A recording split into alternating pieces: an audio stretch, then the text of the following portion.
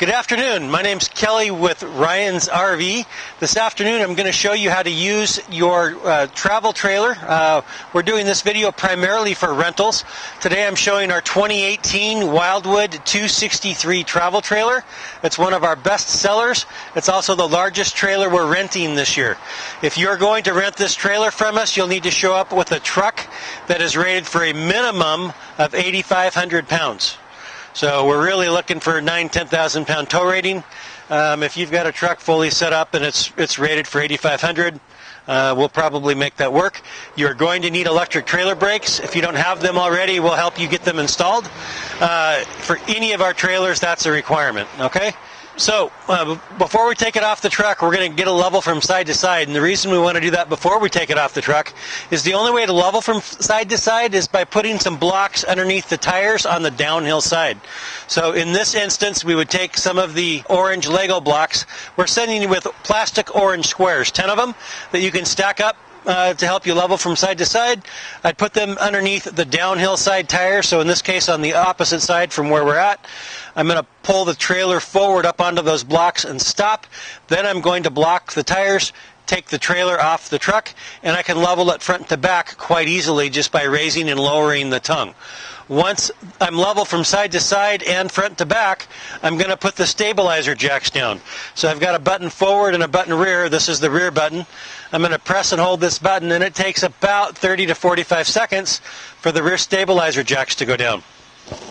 The purpose of the stabilizer jacks is to not level the trailer, but to keep it stable from side to side and to eliminate any bounce on the inside from people walking around. So I put those down from front to back. The next thing I'm going to do is put the awning out if I'm going to be using the awning. Now, if you use the awning, you cannot go off and leave the awning out with the trailer unattended. I even recommend that you put it up at night. And the reason real simply is you're responsible for all awning damage. It can easily be a couple $1,000s. Insurance will not pay for any awning damage. So you lose your entire deposit and still get a bill if we have a damaged awning. And more importantly, if the awning gets damaged while it's out, it may not roll in. Now you're stuck in your campsite, and that's not something we can help you with over the phone. But I'm going to show you how to run your awning out. I always use them. So inside was this remote. We'll show you more of that in a little bit, but I'll just show you what that looks like. It's just inside the door in a little holder. I'm going to press the power button. It's going to flash a little bit, and then I can select awning, okay? Now I'm only going to put the awning out when I am outside the trailer with the remote. We don't use the switch that's inside the trailer because I want to be able to see the awning, and both front and rear doors on this trailer interfere with the awning's operation when they're going out. So both doors have to be closed. So that remote will flash for like up to 30 seconds, and then I can select awning. I press the out button. I'm out here, I can see that it's not going to hit anything. Now we talked about not leaving the awning out. The biggest concern is wind. If we get gusts of more than 15 miles an hour, I need to get the awning back in before there's damage. So it's really important that we don't go off and leave it out. If it's a beautiful calm day and you're next to a lake, great. But how many times have you been next to a lake and had the afternoon winds come kicking up, right? So just make sure that whoever's at the trailer knows how to put the awning in and knows that both doors have to be closed when you do it. Okay? We've covered the awning. Since we're right here, we're going to keep going. Let's talk about the step. This is a much improved step over the old version of what we had. To put it away, I simply lift it up. Make sure the screen door is, the door is all the way open. It locks into place. I close the door and we're going down the road. Okay? Same thing in reverse. When I'm ready to bring it out, I just move that lever and carefully bring it down. I want to make sure that both feet are solidly on the ground, and I've got a solid step for coming in and out. And the nice thing about that one is it doesn't make the trailer bounce as we come in and out, so that's an improved step. Here I've got two 110 or 120 volt outlets, so if your trailer is plugged into a power source, these outlets should be live. This freshwater says freshwater connection. It's actually the freshwater tank fill. So this is for water that we want to take with us when we're going down the road. This trailer holds about 40 gallons of fresh water. That's enough for 5 or 6 showers like that and washing your hands a few times. Okay? The furnace outlet gets very, very hot. It can actually start a fire if I've got brush or a chair, something leaning up against it. We don't want anything touching this, and we want some airspace around it. This is the vent from the oven. Obviously, you can't do anything with that. This is the vent for the back of the refrigerator. This stays closed 100% of the time. Please don't open it. If you come back without this door, we'll know that you or somebody on your trip open this door. You're going to have to pay us to replace the door. This guy right here says Santa flush or black tank flush. This would be if I wanted to flush out my black tank. So if I had a paper clog or I had a really smelly tank, I would have that option. We don't use our freshwater hose that's supplied with the trailer for that. That's only for the freshwater system. But you wouldn't do that without checking with us first. Obviously, before we go, we're going to go back around and make sure our jacks are up and everything that we put down, right? This back door is in and out of the bathroom. If you've got a group of people with you, you may want to have this available during the day so people can come and go from the outside and not track up your trailer with sand or grass or leaves or whatever you've got where you're at, pine needles, that kind of thing. Okay? Back here, this rack, I can pull a couple of pins and drop this rack flat. It's good for hauling firewood or anything else that you can attach to the rack with straps. Remember, it's going to bounce around quite a bit, and you're liable if anything comes off the rack. So be a little careful with what you have back here, but this does make nice storage. In the bumper tube, we'll have a sewer hose, and we'll have a sewer hose fitting that we'll show you when you pick up for using at the dump station, and we'll show you dump station stuff here in a minute. Okay, we're just going to keep going around the trailer showing you some features. This is the hot water heater. Just like the furnace, we can't lean anything up against it. It gets very, very hot. Could be a fire hazard. We also want to make sure that the furnace and the hot water and the refrigerator are all off if you're going to get engine fuel, okay? City water connection. This is going to be where we hook up our fresh water hose with the water pressure regulator, that brass fitting on the end. If we're in an RV park with water, this would go here and we'd use the water pressure from the hose. This is an outside shower, okay? Hot and cold running water. We can use this if we want to hose off any kids. We got something dirty, we got toys dirty, whatever it is. You can also use it to rinse off the area by the dump station. If you need to rinse out a hose or you made a mistake and made a little bit of a mess, you can clean it up with that. Also works great for cleaning fish. If you're going to be cleaning fish, much better to do it out here and not in the trailer, right? Power cord outlets here, we have it out. It's what you'll plug into your 30 amp hookup in your site if you have it. So if you're going to have it at home for overnight, you want to make sure that you keep power inside and charge the batteries.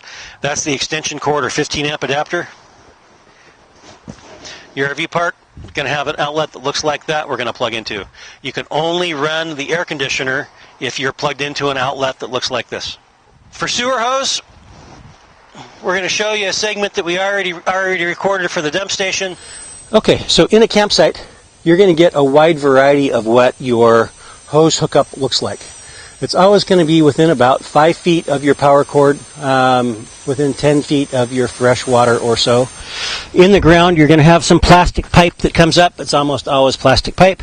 Sometimes it's got a threaded cap like this one. Okay? If it has a threaded cap, in your RV, you have an adapter that looks like this. We'll show you that on walkthrough. This adapter is a threaded adapter. If you have a threaded pipe, your RV park requires the threaded adapter so that it's sealed and you're not getting odors that are associated with sewage. So real simply, that will drop in. You turn that tight.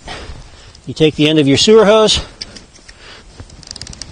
snap it on, and you're good to go. This is now a secure sealed connection. Okay. Now, if you don't have that threaded connector, sometimes you want to use this to help keep it in the hole. Sometimes you just take the hose and stuff it down in the tube, and that's all there is to it.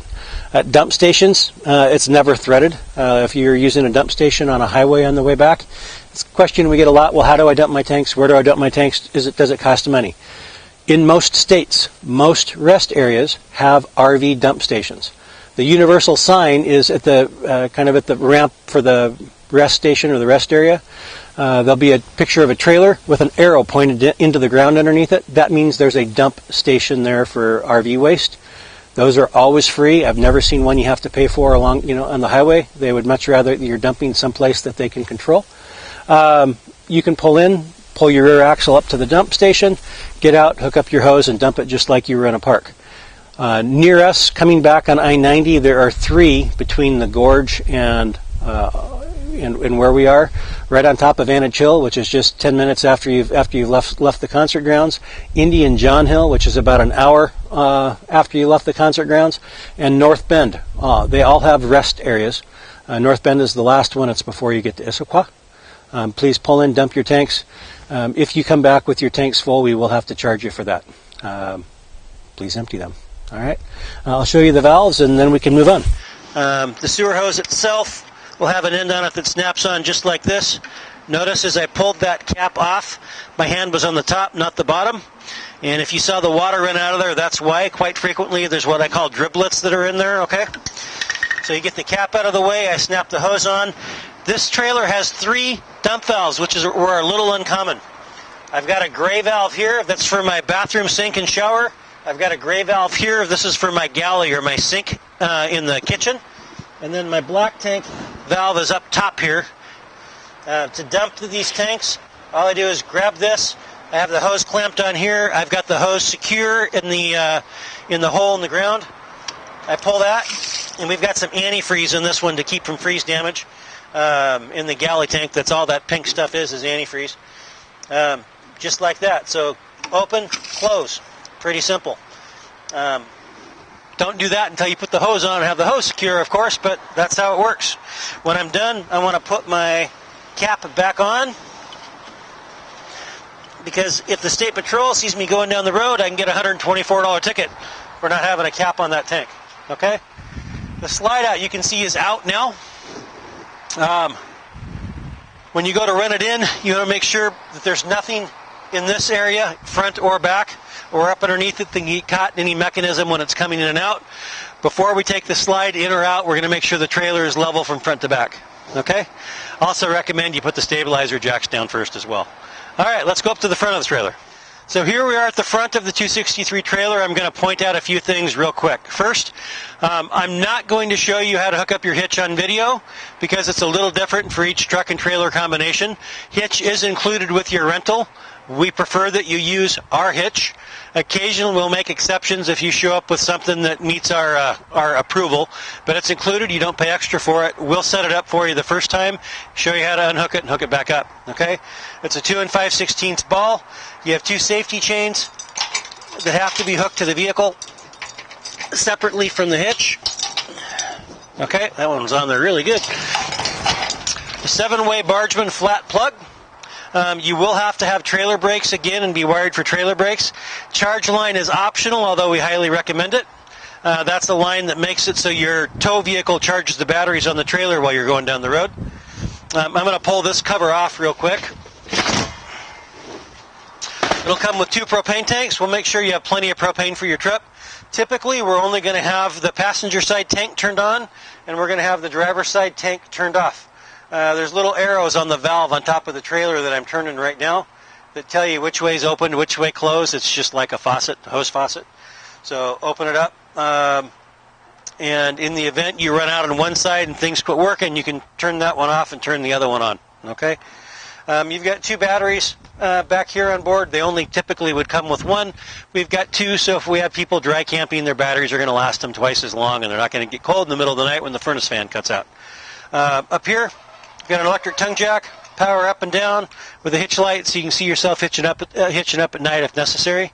And again, we'll cover all that stuff again when you hook up. In the event you're on a longer trip, you're going to be gone more than a week, or you're using it in the winter, you may need to have the propane tanks filled. In that case, the hoses come off, I spin the swing nut, I can actually remove the tanks, take them with me to town, get them filled up, bring them back, put them on the trailer, and I've got propane for another week. Okay? I would expect 2 propane tanks in spring, summer, and early fall months to last a minimum of a week with 5 people on board. If you're going for longer than that, or you have more than 5 people, you may need propane. All right? Any questions, ask us about that when you pick up. Around on this side, there's a compartment right here that's going to have all of your accessories, your blocks, your hoses, that kind of stuff. Anything that you need will be in there, and we'll show you all that when you come to pick up. I'm inside our 263 Wildwood travel trailer. This is one of our most popular floor plans. They call it a 263. It measures almost 30 feet long from end to end. We have two entry doors, the main door and another door in and out from the bathroom. What's nice about that back door is if you're at your campsite and you got kids that are going to run out and use the bathroom, they don't have to run through your living area, track up the whole trailer, distract who's ever cooking, that sort of thing. So you've got the back door. These all have power awnings. They've got power jacks. They've got air conditioning. They've got microwave. They've got a 42-inch TV that is not installed yet, that will be installed before it goes out on its first rental here in another week or two. They're really set up quite well, and we'll have shown you the outside stuff before you see the inside stuff. So here we go. A couple things you're going to want to see. All right. First, we've got the queen bed. The main bed is up behind this wall up here. So there's a queen bed up there for two adults. We have a small jackknife sofa, and when I say a small one, this is pretty good for a kid, maybe two real little ones. But that's all it does, is it just folds flat. This table folds into a very long double bed. It ends up going from wall to wall. It's about 6 feet 2 inches, I think, from end to end, and quite wide. So this makes a bed for up to two adults. Certainly two little ones or three real little ones. You can stack them in here like cordwood if you'd like. And there's two double beds in the back that are good for one adult or two small people. Okay, so we rent this one for up to 7 people. You can technically sleep more than that, but we don't want to rent it out to 12. It gets way too much wear and tear. All right, so I'm going to put this away. A little bump. This table, real simply, the table lifts up off of the poles. I usually use my knee and give it a little jiggle. Flip that up. Wiggle those pulls off. And the table actually becomes part of the bed base. Sits in there like that. This guy will come over here.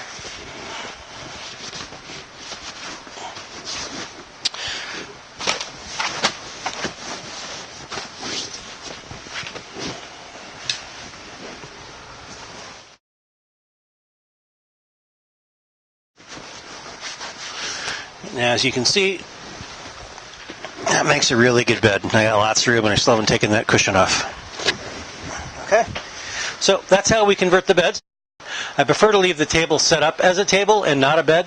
That way, if you've got kids that go to bed early and the adults want to sit up and play cards or what have you, there's a nice place to sit inside where you're not getting eaten by mosquitoes. You're not worried about in the morning getting up, having to be outside with your coffee, that sort of thing. So I turned this into a bed last, but you can do with that as you will. Okay, let's move into the kitchen of our 263 travel trailer. Now we'll use this video for the other Wildwoods we rent as well. The next size down, the 243, is virtually the same, except we don't have a sofa, and the slide out's about half the size of this one. Other than that, functionality is exactly the same. So let's talk about a couple of things. First thing, I'm hoping that the microwave lights show up on the video. Can you see that the microwave lights are on? That is the easiest way to tell if we have 120 volt AC power from the outside. So we're plugged into an RV outlet or an extension cord. We have power from the outside. If we're at a park and we plug in and that light doesn't come on, we don't have power inside the trailer, and that's the easiest way to tell. Okay, so if I'm going to want to use my microwave or my outlets or the TV, or I want to use my air conditioner, and those lights aren't on, you're wasting your time. You don't have power. It's usually the breaker on the pole that you plugged your RV into. Sometimes the cord got kicked and came undone, something like that. But until those lights come on, you don't have power. Okay? To use the air conditioner, you have to be plugged into a 30 amp outlet. If you plug into an extension cord, the air conditioner may come on for a little while, but the extension cord or an adapter, something's going to melt and you're going to have a problem. Maybe even a fire. It's not safe. So to use the air conditioner, you have to be plugged into a 30 amp RV outlet, or a generator that is rated for clean inverter power at a minimum of 3,000 watts. A 3,000 watt RV generator will be enough to run the air conditioner. A construction style generator is not clean power, and you will very likely burn up the control board for the microwave and the refrigerator and the furnace, and please don't do that. You'll be responsible if you come back and those items are having issues. Okay, so the microwave works just like the one at home, because this one has an oven. This is just a microwave and not a convection microwave. We've got a 3-burner range top. The first burner is the high output one, so that's the one we're going to use most of the time. And if we're going to boil water, to light that, I simply turn this knob on and turn this sparker clockwise, and you can see I have flame there. Now if I had this air conditioner on and it's blowing air, I may have to put a pan over that burner to trap enough propane to get it to ignite, but that's all there is to it. I'm going to really make sure I have this turned off. Since we're talking about the stove real quick, I want to make a note. These control knobs come off. I recommend that you take them off and put them in a kitchen drawer if you have little ones that are, at that toddler age where they like to play with stuff. This will dump propane into your living room. Highly explosive, not a good idea, and we don't want that to happen. So if you don't trust your little ones not to play with knobs, take those knobs off, put them away. Okay? I've shown you how to light the stovetop. Now I'm going to show you how to light the oven. The oven's a little more complicated, and you can see it's not that big. It's big enough for bacon sandwiches or a frozen pizza or something along those lines. We're going to turn this oven control to pilot on, and you can see right here it's got one that says pilot on. Okay, so once that is straight up and down, I can actually push this whole button in about 1/4 of an inch. Once I've got that in, I'm going to take my lighter or lighter stick, and back here in the center of the oven, while I'm depressing this, I can light the pilot light right there where the end of my finger would have been. Once that's lit, I'm going to hold this button in for another 15 seconds. I'm going to let go. I'm going to gently close the door. I'm going to turn the oven on. The oven will come on and create, and become an oven. When I'm done, I'm going to turn that all the way off. It's important we don't leave any of these buttons on in any way, shape, or form, or we will get propane that comes into the RV, and we'll talk about that when we cover the safety stuff here in just a minute. You'll notice we have a light and a fan. We have a refrigerator. Now, when you come to pick it up, we will have it turned on, and the auto light will be on. You can leave that setting on auto for your entire trip. There's no reason to turn it off, except if you are going to be on a ferry. If you're going to be on a ferry, yeah, you're going to want to turn it off. The only other time would be if you were at a gas station and you pulled in to get fuel, and you pulled it so the RV was up next to a gas pump. Yeah, you want to turn off all your appliances, because this has an open source of flame when you're going down the road. Of course, we don't want you blowing up.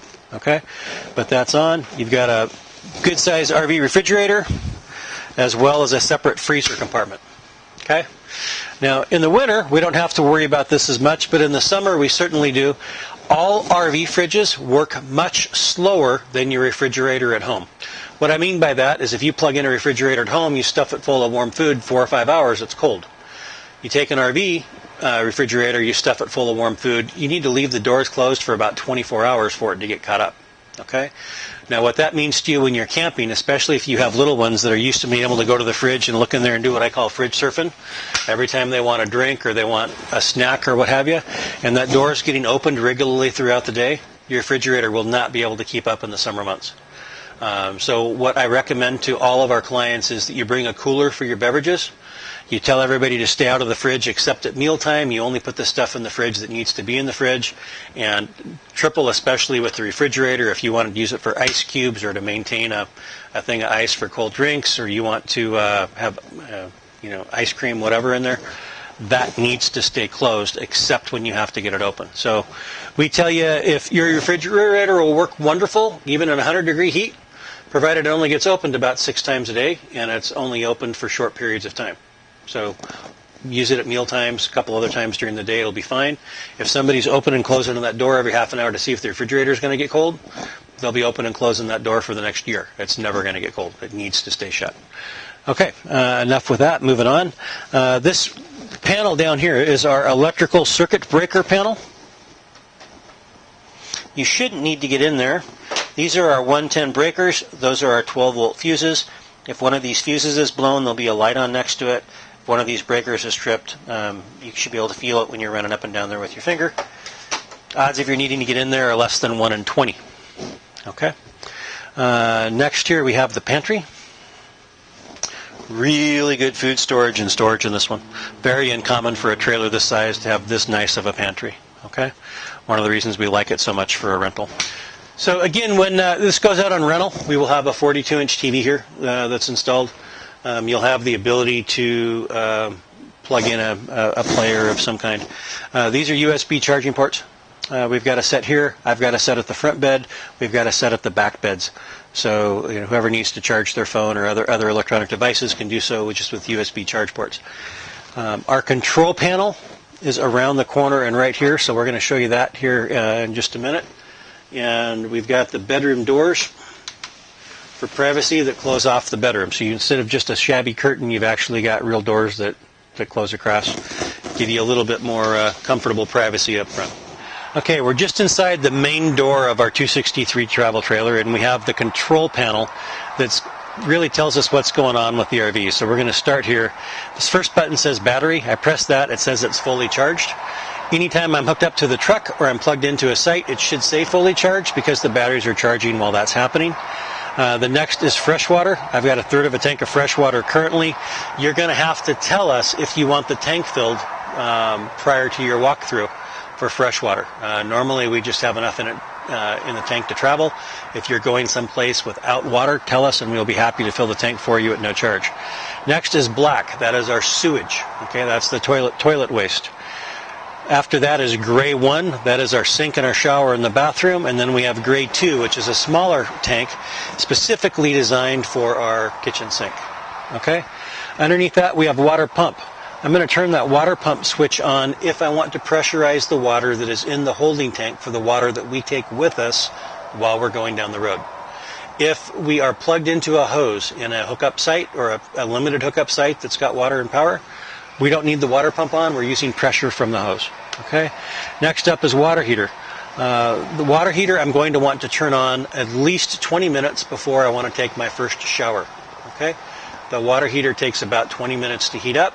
It's going to give me about 6 minutes or 9 gallons of warm shower water, assuming that I'm turning the shower off between the time that I get wet and soap up and that kind of thing. We'll cover that in a little bit.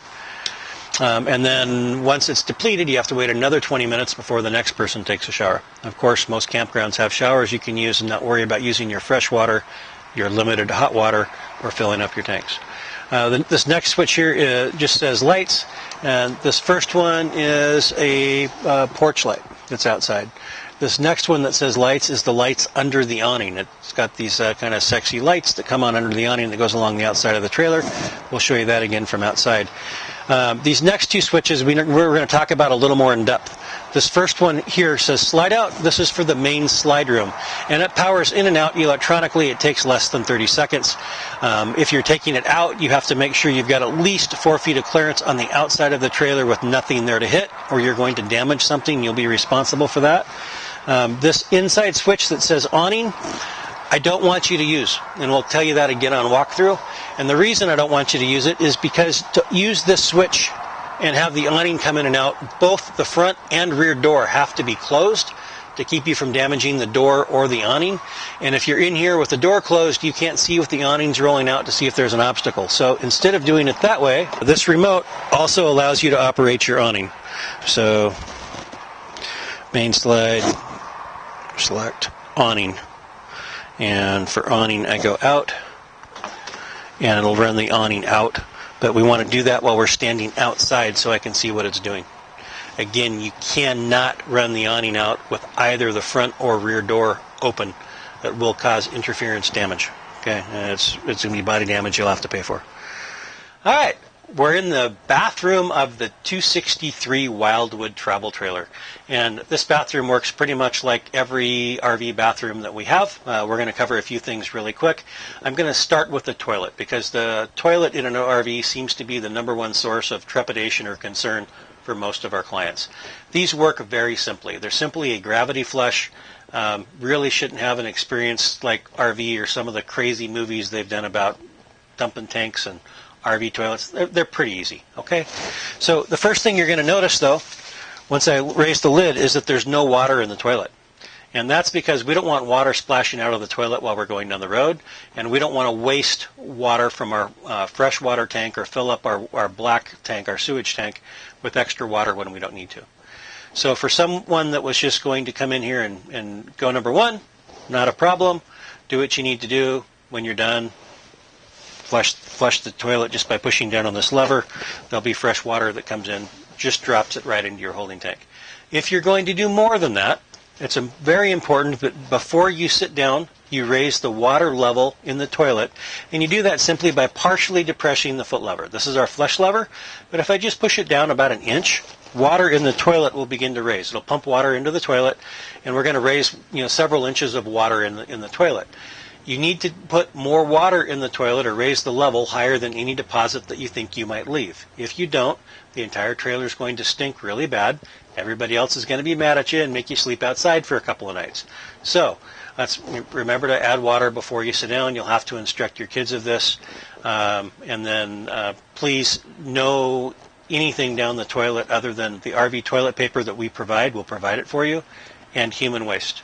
If you've got baby wipes or other products, they cannot go down the toilet. It'll screw up the tanks. Okay? Done with that. Let's talk about the shower for a minute. We mentioned earlier that you have about 6 minutes worth of warm to hot water for your shower. So the first thing we're going to do is we'll get into the shower. We're going to, on this one, this is kind of nice because it's got the tub in here, we can adjust the water temperature. As soon as I get it adjusted, I pull that lever up. The shower is going to come on. I'm going to get in. I'm going to get wet. I'm going to get my hair wet. I'm going to shut the shower off simply by pushing this button. And I'm going to do that because the clock's ticking. Remember I said we only get about 6 minutes of warm water? I'm going to shut that off. I'm going to shampoo my hair. I'm going to shave. Whatever your shower routine is, do that. Then turn it back on and rinse. The less water that I use this time for my shower, the more showers we'll be able to take, and everybody may get a shower or two. Okay? So between needing water, shut it off there. You don't have to readjust the water down at the faucet. When you're done, turn the water back off, drain the tub, all set. Okay? The last thing, actually two more things I need to show you in here. One, this unit is equipped with an exhaust fan. So if it's steamy in here or I need to freshen it up, we raise the roof vent, hit that button, and I've got a fan that will pull air out and air out the bathroom for me. The last thing we have to talk about in here, this is a GFC outlet, probably just like you have near your sink at home for plugging in a razor, a hairdryer, that kind of thing. In the event that you lose power to your outlets, all of the outlets in the motorhome are wired through this breaker. So if my outlets are dead, but my microwave lights are on, remember I said that microwave lights tell you got power? I just need to hit the reset button. Everything will reset. The last thing I'm going to talk about, because I haven't yet, if I'm going to use a hairdryer, a curling iron, a coffee pot, or the microwave, I need to turn the roof air conditioner off first. The roof air conditioner pulls about 20 amps of power. Anything else that creates heat, microwave, hairdryer, curling iron, coffee pot, pull about 15 amps of power. 15 and 20 is 35. That's more than I have coming into the trailer. I may get away with it for a few minutes, but in all likelihood, I'm going to pop the breaker for whatever the trailer is plugged into. Okay? Under your sink, we will have RV toilet paper. Again, please do not bring Charmin or some other household product, as well as some toilet chemical. They're just simple drop-ins. You only use a drop-in after you have dumped your black tank or you've emptied your waste tanks at a dump station. If you have any more questions, we'll be happy to go over them with you in person. Hope you have a great trip. Thanks for watching.